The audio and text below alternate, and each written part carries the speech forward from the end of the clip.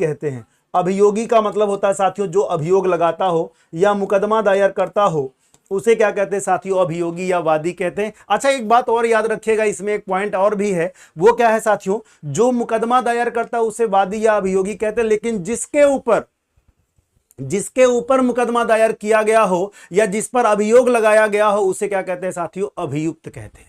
उसे क्या कहते हैं, अभियुक्त कहते हैं। यह विशेष रूप से याद रखिएगा। गलती कहां पर पाई गई, सी वाले में पाई गई। क्वेश्चन नंबर 1 का सी सही है। 2 बार जन्म लेने वाला साथियों क्या कहलाता है, द्विज कहलाता है। द्विज से आपको एक बात बता दूं, आपको द्विज से याद रखिएगा, द्विज की जब बात आती साथियों, बड़ा महत्वपूर्ण यह शब्द है क्योंकि यह अनेकार्थी शब्द के रूप में अपना स्थान ग्रहण करता है। द्विज का मतलब क्या होता है साथियों, ब्राह्मण होता है। द्विज का मतलब क्या होता है साथियों, क्षत्रिय होता है। इन लोगों का उपनयन यज्ञोपवीत संस्कार होता है, इसलिए इनको कहा जाता है। इसके अलावा साथियों पक्षी का भी 2 बार जन्म माना जाता है, एक बार अंडे में, एक बार बाहर, है ना। द्विज का मतलब क्या होता है साथियों, दांत, एक दूध का दांत होता है और एक दूध का दांत जब टूट जाता है, नया दांत आता है, तब उसे कहते हैं, है कि नहीं। बिल्कुल भैया, एकदम शानदार तरीके से आप लोग आंसर दे रहे हैं।